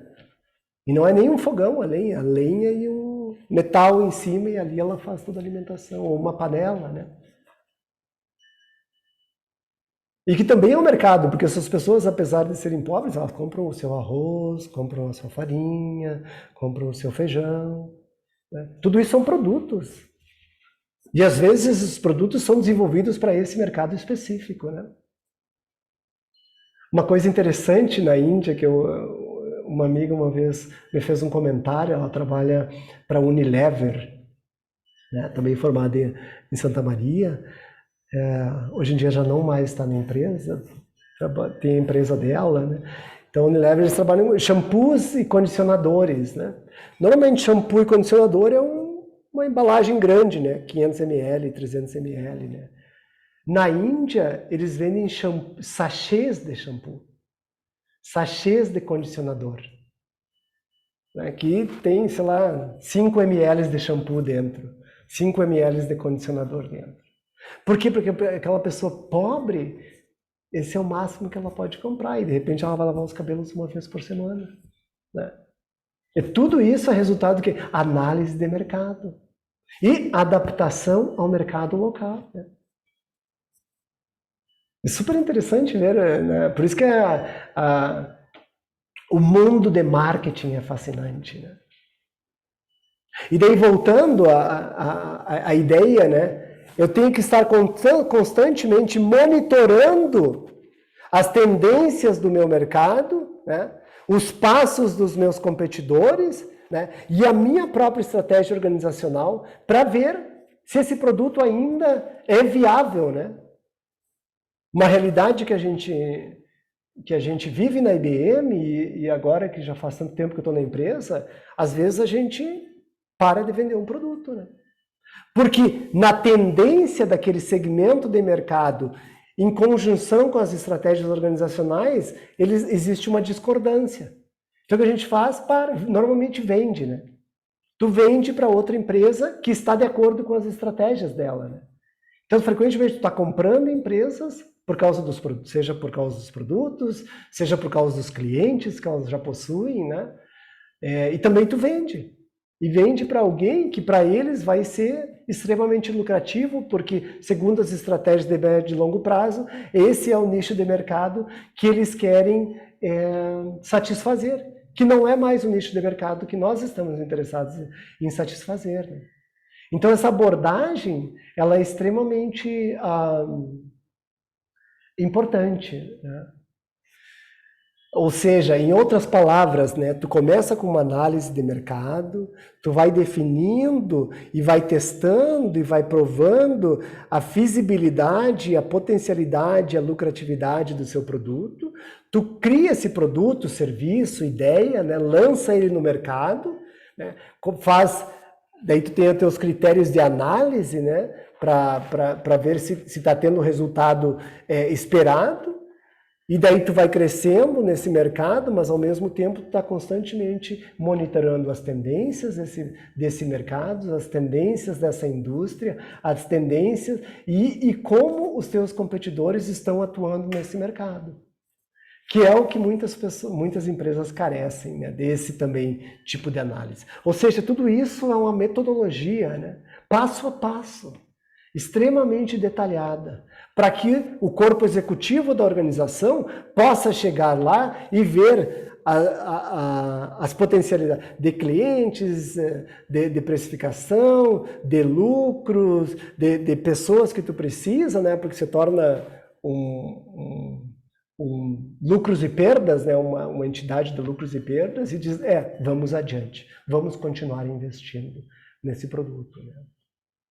Essa, diríamos, é a base teórica que a gente estuda constantemente em marketing e às vezes quando a gente está na universidade a gente acha que não será útil. Não, é extremamente importante. Quanto melhor for a base teórica de vocês, maior é a possibilidade de vocês serem exitosos. Isso é uma realidade inquestionável. A base teórica é extremamente importante. Extremamente importante. E agora, para fechar rapidinho, né, eu gostaria de dizer para vocês, falar um pouquinho sobre a IBM, tem uns 5, 6 minutos, eu sei que daqui a um pouco vocês estão com fome. Espero que também estejam com fome de conhecimento, de ideias, né, de sonhos e visualizações. Para quem não conhece a IBM é uma empresa de tecnologia. Já foi muito mais famosa porque antigamente a IBM é uma das criadoras do computador, né? É a criadora do computador, né? O primeiro computador no mundo foi criado a IBM. Muitos produtos inovadores no desenvolvimento das organizações dos países nos últimos 120 anos foram criados pela IBM, né? Por exemplo, inteligência artificial é uma criação da IBM, né? Computadores quânticos, né, é uma criação da IBM. A IBM criou o celular antes do celular ter uma infraestrutura de mercado, né? E daí acabou desistindo, né? Porque a gente sempre está trabalhando com inovações. E para trabalhar com inovações, a base da nossa organização é criatividade. Pensar fora da casinha. Imaginar uma realidade que ainda não existe. Eu ressaltei a importância do conhecimento acadêmico, sim. Mas é importante também criar, imaginar, sonhar. E depois disso, né, aprender a trabalhar com diversidade. Diversidade de ideia, diversidade de conhecimentos, diversidade de gêneros, né? Nós possuímos uma cultura organizacional igualitária, né? Não importa o que tu é, o que tu faz, o que tu gosta, o que tu não gosta, né? O que importa para a gente é o teu conhecimento, a tua proatividade, o teu talento, a tua disciplina, o teu desejo de vestir a camiseta da empresa e ser exitoso junto com a empresa, né? E é uma empresa que por incentivar a criatividade, ela tem por base conhecimento. A IBM investe milhões e milhões e milhões de dólares em conhecimento e desenvolvimento de pessoas anualmente. Em qualquer área, dessas áreas básicas da IBM, né, computadores quânticos, data, dados, cloud, nuvens, serviços das nuvens, inteligência artificial, internet das coisas, né? Essa abordagem das nuvens híbrida. Em qualquer uma dessas áreas, tu pode se tornar um expert dentro da IBM gratuitamente. Todos esses conhecimentos são proporcionados pela empresa. E coisas mais técnicas, também em linguagem de programação, em metodologias de gerenciamento, né? Até no desenvolvimento das habilidades que a gente chama em inglês soft skills, né? habilidades de comunicação, habilidades de apresentação, habilidades de gestão, né? Habilidades de cooperação, outras tipo tecnologias também, Scrum Master, né? Que são metodologias que vão ensinar. Todas essas, o que existir no mercado e que for importante para a empresa e a pessoa desejar desenvolver isso, a empresa provém. E outra coisa muito importante da IBM, eu estou falando mais de uma perspectiva pessoal também, né? É uma empresa que te possibilita ter uma carreira completamente distinta. A pessoa entra na empresa como programador e daí ela um tempo acha, mas eu acho que seria legal trabalhar na área financeira. Aí ela começa a estudar, né? O que é a área financeira, o que a pessoa precisa. Aí depois ela começa, a gente tem um negócio chamado Stretch Assignment, né? Que tu recebe algumas atividades da área financeira para te desenvolver no teu horário livre. Aí tu vê, não, mas eu gosto disso, né? Até para te provar se é realmente aquilo. Aí depois tem um negócio chamado Shadowing. Shadowing é tipo sombra. Tu vai ser o sombra de uma pessoa que trabalha naquela área, né? Por algum tempo, para ver realmente como que é o dia a dia, quais são os desafios, quais são as prioridades, né? Até que eventualmente fala, não, mas é isso que eu quero fazer, né? Aí quando surge uma vaga naquela área, para a empresa é muito melhor. Por quê? Porque tu já conhece todos os processos, tu já está familiarizado com a organização. E eu falo esse exemplo porque eu tinha, quando eu entrei na IBM, eu tinha um colega que entrou também na mesma época, ele era programador, hoje ele trabalha na área financeira da IBM. Então a empresa possibilita essa transição, essa mudança, né?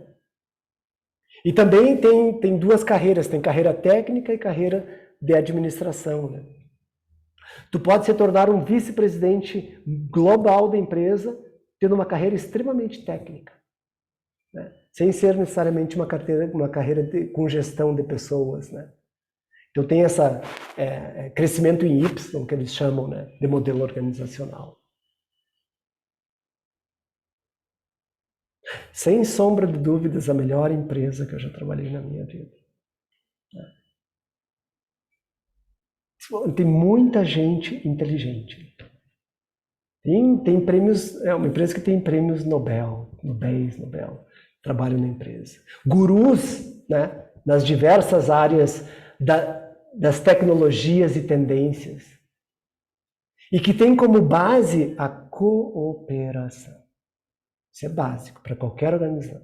Aprender a trabalhar em equipe. Aprender a compartilhar conhecimento. Né? O que eu sou hoje em dia na IBM, que é a Globalization Champion, eu lembro quando eu entrei na IBM, eu descobri essa área de globalização e eu descobri que tinha esse título, Globalization Champion. E aí eu descobri quem era na nossa divisão que era Globalization Champion. E eu lembro que eu mandei um e-mail para ela, e um e-mail bem sucinto, né, me apresentando e dizendo o que eu preciso fazer para ter o teu cargo. Essa foi basicamente a pergunta que eu fiz. Helen Fu, o nome dela. E ela se tornou o quê? Minha mentora. Ela falou, olha, tem que saber isso, tem que estudar isso, tem que aprender isso, tem que andar nessa área. Né? E eu comecei. Né?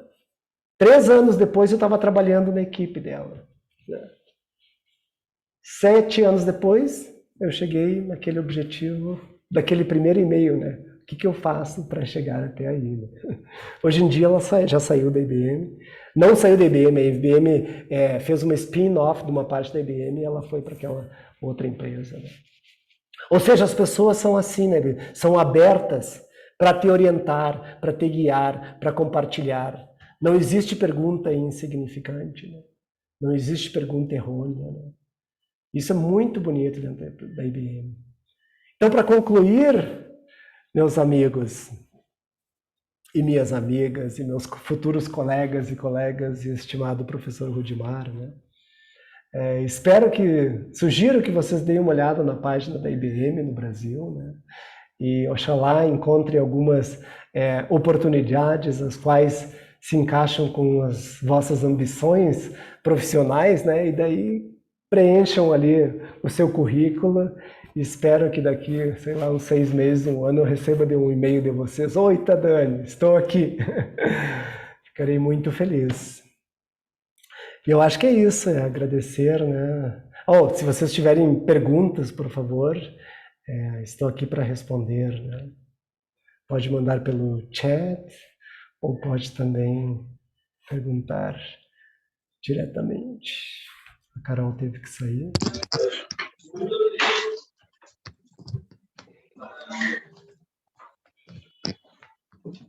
Mas pode, só se tu atualizou o compacto. É porque no sistema do V compacto, entendeu? Ah, tá. Ele não vai pagar. E aí? Já botei o Carlos em silêncio.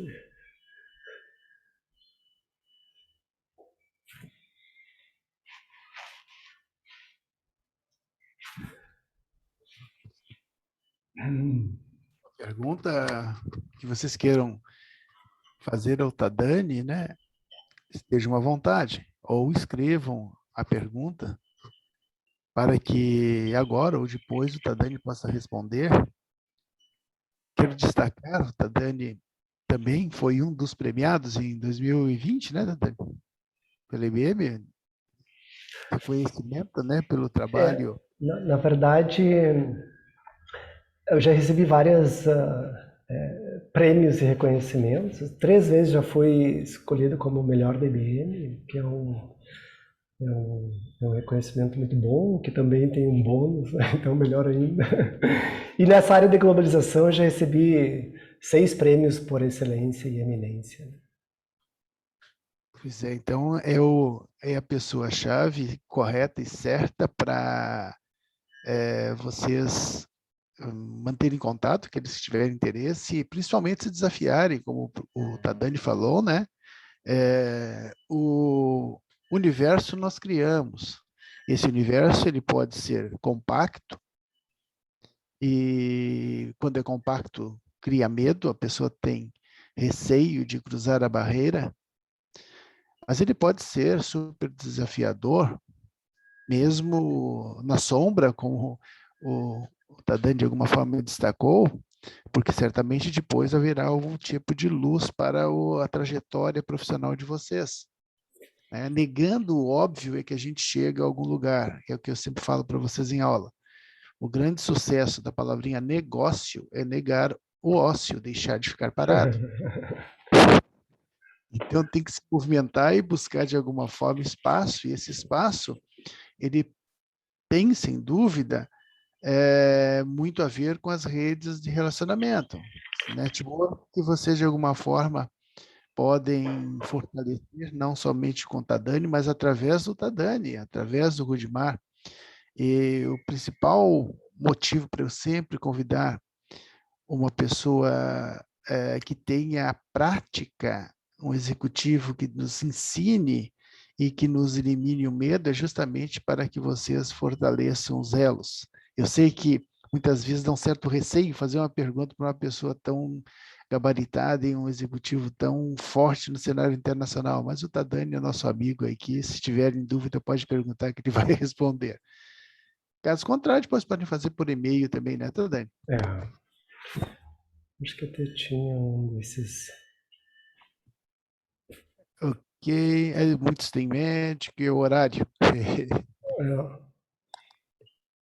Bem, desta forma, eu tenho que te agradecer, Tadani. Não sei se tu queres complementar. Na verdade, eu gostaria de concluir, né? Aqui tem o meu e-mail, tem o meu número de WhatsApp.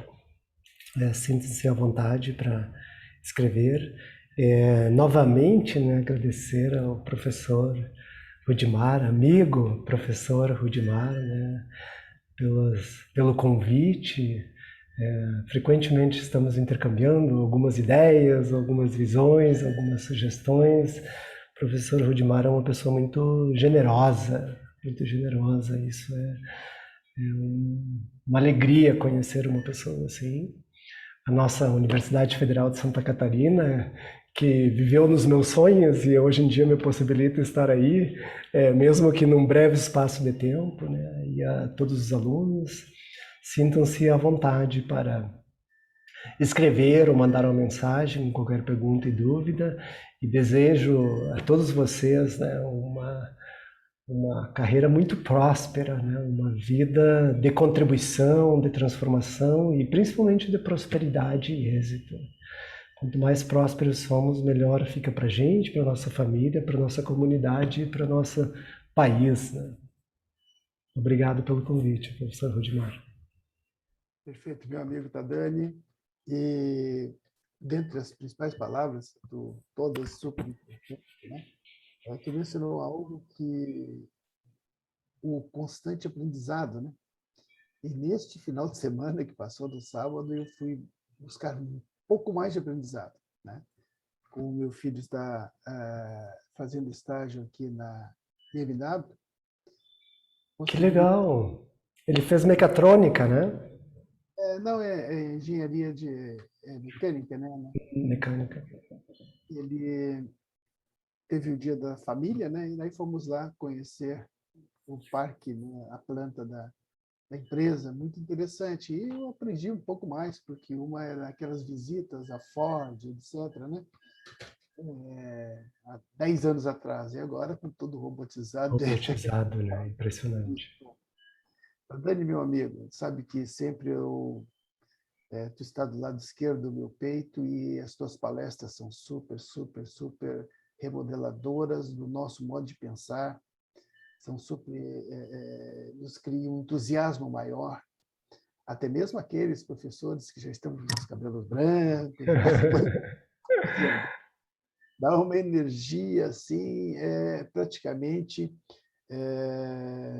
uma corrida de uma vacina para a energia, né? Então me sinto rejuvenescido e sempre tenho que te agradecer pela presteza. Eu sei que aí vocês estão agora aproximadamente 9 horas da noite, né? 8h30, 9 horas. Isso. E tu despendendo esse tempo, né, para nos ensinar.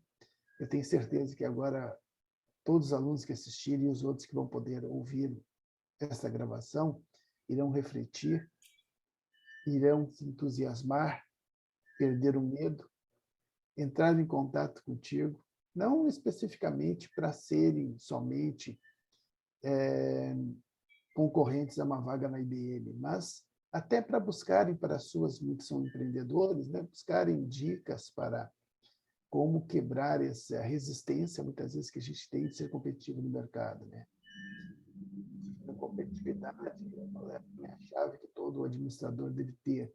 Existe, na verdade, caminhos. Os caminhos estão em autoconhecimento, que tu nos deu aí nesta palestra, né? Que teríamos aí mais 50 horas, se quisesse, né? Só para falar de temas tão interessantes, né? Então, meu amigo, do fundo do coração, né? Estou te aguardando aqui agora, quando tu vieres ao Brasil, vamos novamente aqui almoçar juntos. E um abraço bem forte nesse coração aí, que é enorme. E agradeço em nome os teus ensinamentos. Se eu quiser se manifestar, os alunos, em nome da turma, também esteja à vontade. Mas estou vendo aqui, muito obrigado pela palestra, etc. É que agora muitos deles vão para estágio, aquela fase. Ótimo. Meu amigo. Um abração. Namastê. Depois, então, me envia a gravação que eu disponibilizo para ele. Okay. Tchau, tchau, Tadani. Um abraço. Tchau.